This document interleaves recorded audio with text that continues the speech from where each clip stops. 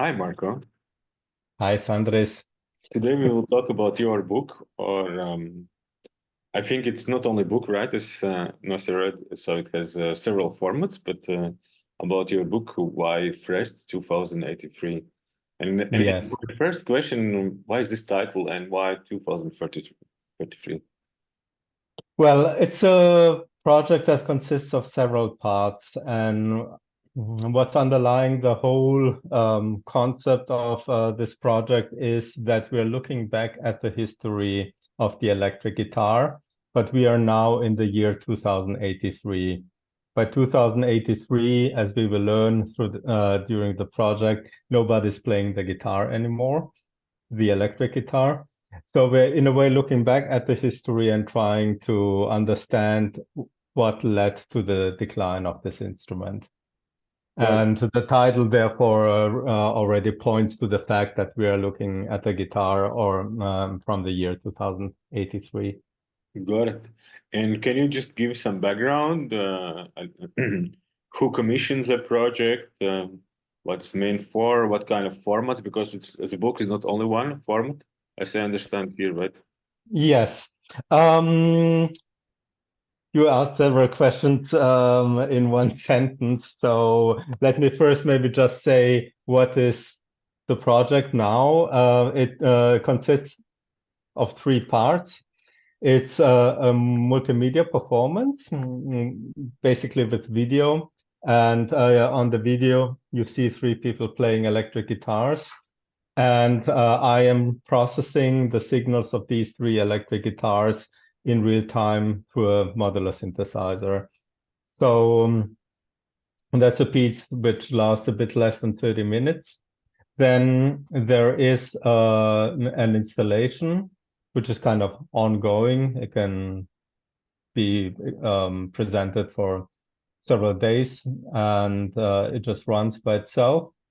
It's called, the first project I should say is called Why Frets Downtown 1983.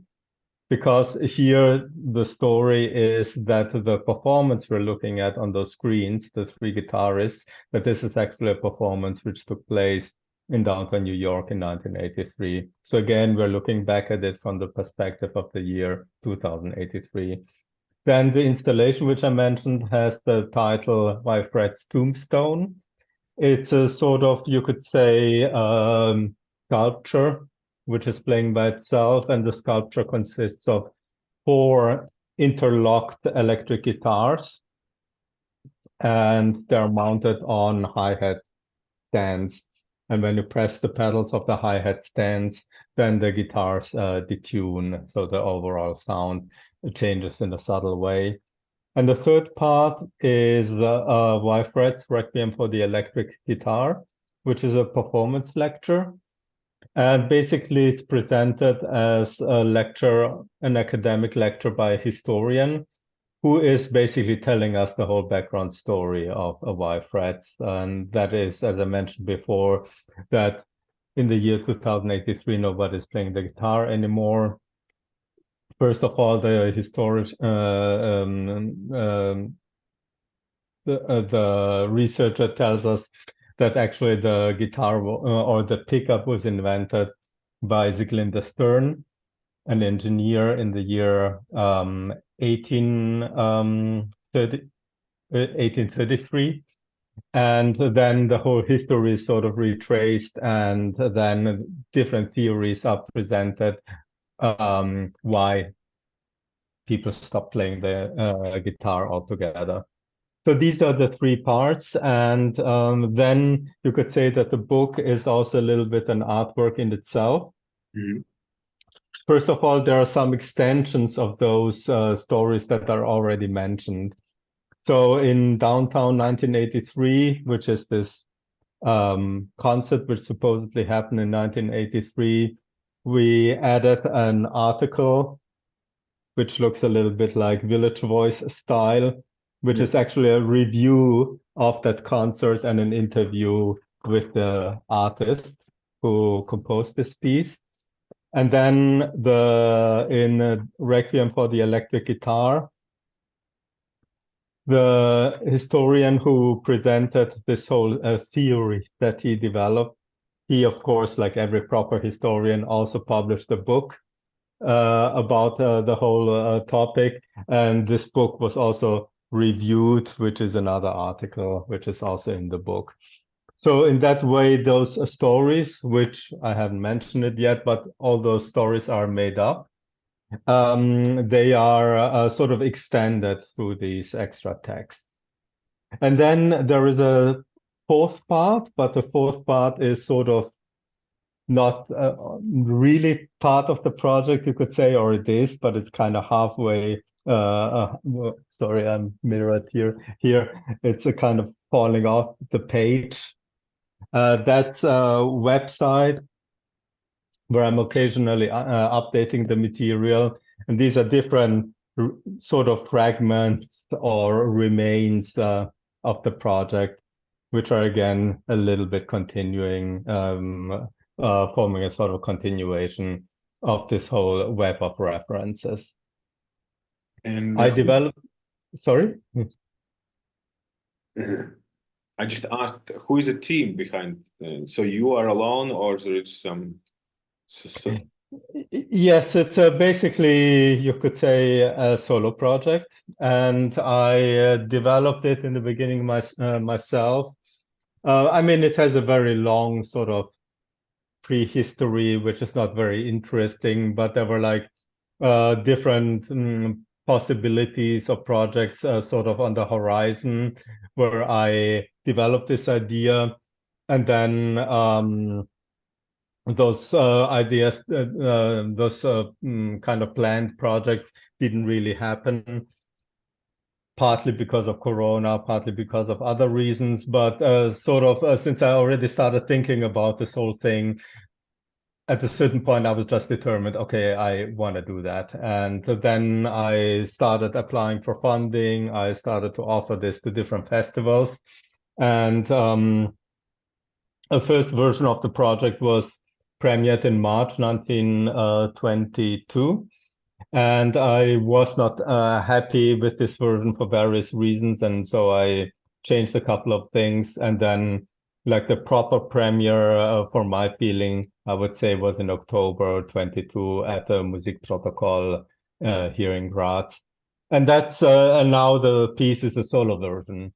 So I'm basically touring also with this project by myself, and I can start the whole installation and all other equipment I need for the three parts. I can put it in a car, and then in the last fall I traveled with it to Warsaw, to Split in Croatia, to Lübeck and Bremen. So I had a number of gigs, and more is coming up this year, which I'm very much looking forward to.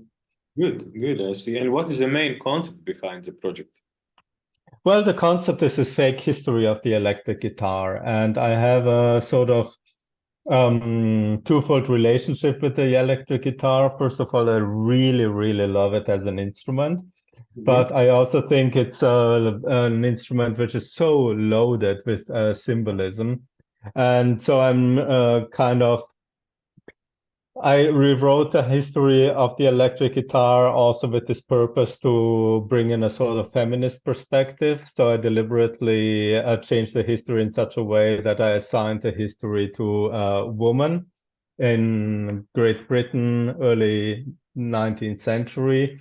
And I'm not going into all the details of the story because I could easily get lost into it. But It is this fictional, is, right? I understand. excuse me? It is fictional story, right? Yes, it's a fictional story, but I kind of connected it with many, many real aspects. So it's a fictional story in a sort of web of references to real events. And so for me, the decision to create this fictional story, first, maybe I should add that this feminist aspect is first of all that I ascribe to the invention of the pickup to a woman. And then the second aspect is that the reason why, according to my story, nobody plays the guitar anymore is basically because of this sort of male, this sort of symbolism of the electric guitar, the phallic symbol and masculinity, etc. That this led to a state where the guitar literally became unplayable. And this is something which came from the heavy metal genre, where the guitar also symbolizes chauvinism even more. And in that genre, at a certain point in real history, people started adding strings. So the standard 6-string guitar is not the only option when it comes to metal guitars. So there are 7-string, 8-string, 9-string, 10-string guitars, etc. And so my story goes that by adding those strings to make the instrument more and more mighty in a way, it ended up being unplayable, and this led to the decline of the instrument. So that's in a way the story. And what I like about it, so you could of course say, yeah, why come up with a silly story if it's not true? I see it as a sort of thought experiment that we sort of change the perspective and just imagine how would we look at this instrument if this was true? And then even if we know that this is not true, it can still change our perspective at the instrument. And this is sort of this play of fantasy, which for me is also, in a way, on one hand, you could say a very playful thing. On the other thing, it should also lead to a sort of critical thinking and a critical perception of this particular instrument. Got it. Got it. But you said already a lot of interesting ideas, right? But if you would need to condense this information to one message, which you think is the main message which you want to say with that book or with that project? Well, it's the main message is to imagine this fictitious history and to rethink our relationship with this instrument. And in that case, I would also say that the instrument is a sort of placeholder for a whole culture. So that is the main point. Got it. Got it. I saw that there is some article, right? I don't know if it's real or not, but it's from, I understand it's 2083, right? Journal of Culture. What was it? Culture. I know which one you mean, yes. This is the right fictional part, right? As I understand. This is what it could be from 2083, right? Okay, perspective. Yes, or it's this article is fiction, yes, and it's written as if it was a review of this book by the historian that was, and the book was published in that year, so the book was reviewed in an academic magazine, and this is where this article is coming from. Yes, got it. And you choose quite different, right?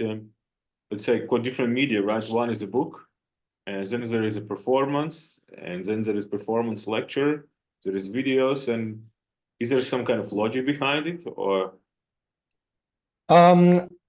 Well, logic is maybe not the appropriate word, I would say, but what I'm doing in this project, and this is something what currently interests me very much, is this idea of sort of transmedia composition, but a transmedia composition not in the sense of just using different media in different ways, but in the sense of transmedia storytelling. So that basically there is main subject of the whole project, and we are looking at the subject from different perspectives. So the performance lecture is one perspective, the multimedia performance is a second perspective, the installation is a third perspective, and you could say the book sort of extends that to a fourth perspective.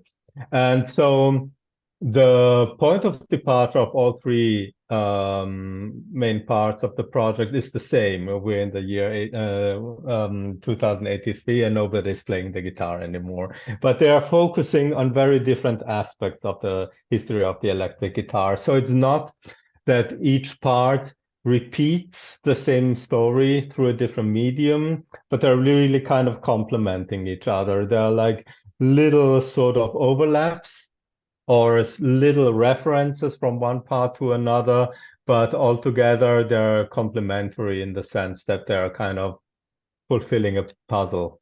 Okay, right. So that I understand, right? There are like you said there's several media, and the piece exists in all those four media, right? Yes, well, I would say three, and then yeah, we can debate if the book is a fourth. Yeah. Yes, and all in those medias, right? You offer me like a little bit different experience, but finally it gives some kind of holistic experience. You could say so, absolutely. And you also said something that is very important to me. It's the sort of different experiences. So I really want to offer, I also like to refer to this as a kind of mode of encounter, the way how the audience sort of experiences the different versions is very different because I mean you listen to a performance lecture in a very different way than to a concert piece. And again, an installation where you can walk around and also interact in a certain way. That's also, again, a sort of different encounter with the work. And this is also something that's very important, and which is in a way the main reason for me to use these different formats to offer different experiences. Can you elaborate on examples how this, let's say, various or multi-experience of multi-experiential, right? The multi-experiential perception was built using all these three different medias. Can you just give some examples? Examples from this particular piece, Yes, or yes, from this piece. um, I'm not sure what you mean. And that I explain more in detail how different Yes. the experiences are. Okay, so I mean, in the installation, it's a installation which is creating a harmonic field, which is constantly changing in subtle ways. But all in all, I would say that most of the time, it's a very meditative experience because you have those long pitches which are sustained, and then at certain points, when certain resonances are kind of hit, then this sort of system of the four guitars starts to respond in a very loud way, but all in all, it's a tranquil experience, I would say, quite relaxing. It's a sculpture which is positioned in the middle of a space, so you can walk around it. And importantly, you can also press the pedals. I mentioned before that the four guitars are mounted on hi-hat stands, and every hi-hat stand has a pedal. And so when you press the pedal, then the whole set of the four guitars, which are sort of interlocked, and the strings are literally interwoven with each other. So they're creating this sort of quartet of electric guitars, which are sort of interlocked together. And when you and since this is suspended on those hi-hat pedals, if you press one pedal, the whole thing tilts a little bit. And through this tilting, the strings are starting to pull on each other and the tuning changes slightly. Good. Now, all the strings are stimulated by electric magnets, and so when the tuning changes, then also it changes how every individual string responds to those magnets in that particular moment. And this is a way how you can interact with the guitars, which is relatively subtle, but it still gives you a sort of a participatory experience. That's the installation. Then the multimedia performance with the video. I mean, that's a sort of relatively traditional a concert setting, you could say. There's a video screen, and it starts only with a video. So you see three guitarists on the stage, and they start to play a piece which sounds a little bit like a bad copy of Morton Feldman. remember, it's a concert from the year 1983. So this was sort of in the air. And then after a couple of minutes, oh yes, and also while you see the video, you see a scroll text, and this scroll text actually comments on the performance. So in the scroll text, it is explained that we are watching a concert which took place 100 years ago in 1983, and a few words about the composer, then a few words about the style of composing in that particular time. And then it also focuses on the electric guitar. You could say style-wise, it's a kind of musicological text, but it also sort of gives a sort of pulls the viewers into a sort of story. And so we start to imagine that this happened in the 80s, and then after a couple of minutes, I come on stage. I stand in front of the video with a relatively large setup of analog modules, and then I start to manipulate the guitar signals. And then the character of the piece changes a lot because it was very, again, rather meditative, you could say, tonal, very harmonic. And then when I enter with the modular synthesizer, it becomes much more noisy, and it goes through very different stages. So I also use a lot of kind of harmonic elements, but they are much more chaotic and timbre-wise much more aggressive than the piece that is in fact underlying the whole rest of the performance. So still everything I do is in some way manipulated by those guitar signals, or I'm actually processing the guitar signals themselves, but the character is drastically different. So that's the experience in this part. And then there are also some sections with interview with musicians from the 80s in the middle of this performance. So this also gives you a little bit, again, of a docu-fictional character. So in a way, I would say this is taking you into a kind of fiction storytelling. And then the performance lecture, the third part, that's really deliberately set up like a very academic lecture. Also, the style of the presentation. Again, it's a historian who's talking to us, so he kind of gives evidence how he found out the things, and quotes letters from Sieglinde Stern, who is supposedly the inventor of the pickup, and all these things. So it's again a very different way of creating communication with the audience. It's again fictitious, but it's not this kind of fictional storytelling style-wise, because it's really this sort of academic presentation, and therefore, again, it's a different mode of communication with the audience. Good, good. And what kind of software and hardware you used for creating I don't know, these pieces, right? I don't know whether we can say this is one, right? Or we can say one. It's one project with different pieces, yeah. Well, let me think. The installation is made of 4 electric guitars, and what is underlying, I mentioned those electric magnets. These electric magnets are in different places of this guitar sculpture. And these magnets are actually functioning as loudspeakers. So I connected them to amplifiers. And so these are electric magnets, which means that when they receive power, then they are magnetic. If you take off the power, they're not magnetic. Usually these magnets are used for opening doors or to keep them locked. So very cheap. But what's underlying those loudspeakers or magnets is sine sweeps, and those sine sweeps are generated by Super Collider. And I have a little Raspberry Pi which is controlling all of that. I didn't mention that on the guitars there are also some sensors. So when the audience approaches them, the computer detects that, and this changes a little bit the behavior of the sine sweeps. And also after the interaction of the audience, there are also some text fragments which are briefly played, but very, very far in the background.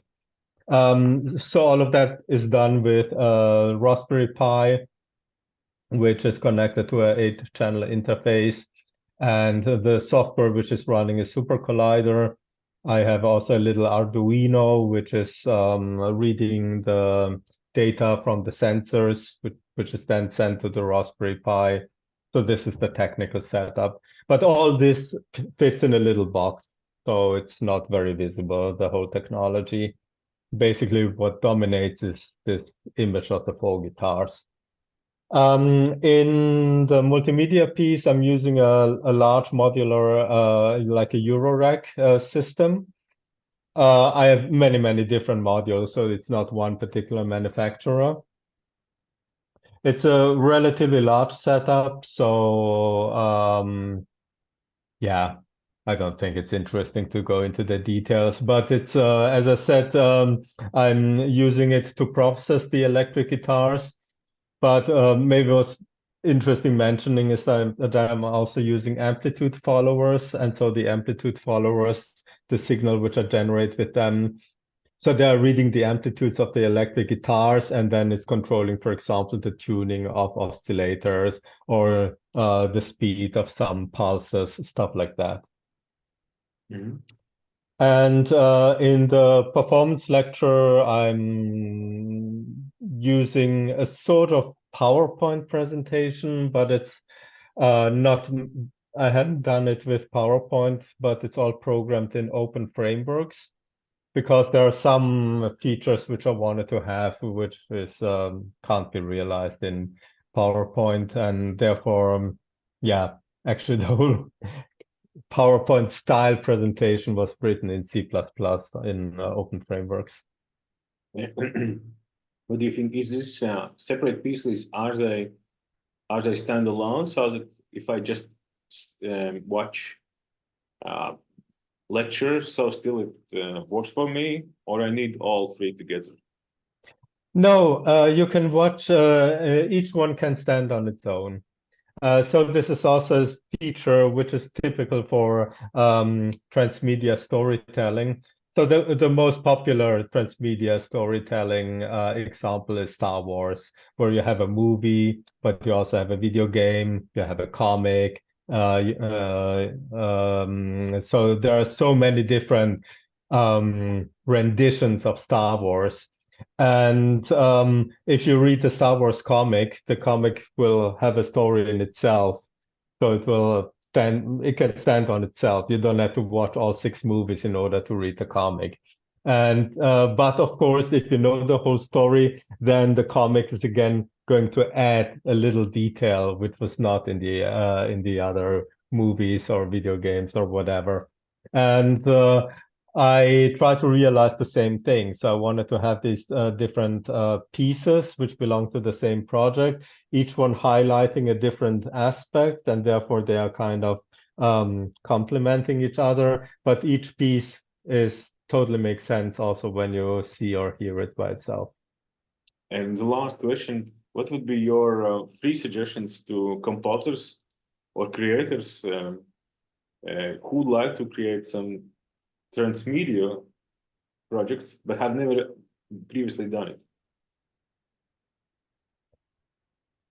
That's an interesting question. I have to think a little bit before I answer. Um,